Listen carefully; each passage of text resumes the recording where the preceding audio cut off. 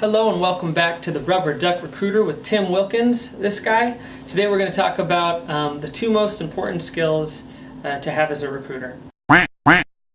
So as a recruiter, there's a lot of skills that you need to have. There's constant balls flying through the air. You're talking about compensation, you're negotiating, somebody missed an interview, a hiring manager's upset, blah, blah, blah, blah, blah. The list is endless. But there's two skills that really marry all of the obstacles that you deal with as a recruiter into one good skill. So let's start with skill number one. Skill number one is being a good active listener. Now, I know you've heard this before, listening is so important, blah, blah, blah, blah, blah.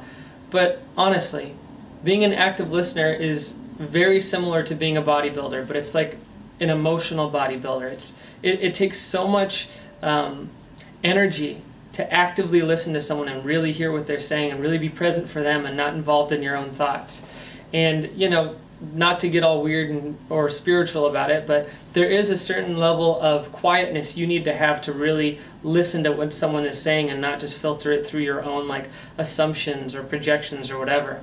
That makes you a good active listener. So if you're able to become a great active listener, you're going to be better than 90% of the recruiters out there. Skill number two. Open-ended questions. So much of your job is going to be gathering data, whether it's data about a candidate, data about a job that you need to recruit for, data about a hiring manager and what they're looking for, what they're dealing with, data about an executive's vision of a company, data about where the agency is moving. It doesn't matter. But everything that you do is going to require you to get more and more data, and the more data you have, always the better. So, and the way that we get data is by asking open-ended questions. So this is particularly poignant in your interactions with candidates. For instance, say you're trying to close a candidate and they have an issue with commute, right? So it could be a non-starter if you don't know how to ask open-ended questions. Well, I really feel like the commute is just not good for me, and I don't want to commute 45 minutes. It's easier to commute 30 minutes for this job. So the idea here would be not to say, that makes sense and what's best for you. The idea here is, well, tell me more about that. Tell me about the commute to your other job. And so what's the comp like? How does it compare to this job? Okay. What is your driving situation? What about the commute bothers you most?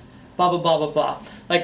You get to gather more and more things, and as you drive the conversation with open-ended questions, you can begin to steer the conversation. It's like a ninja judo conversational technique.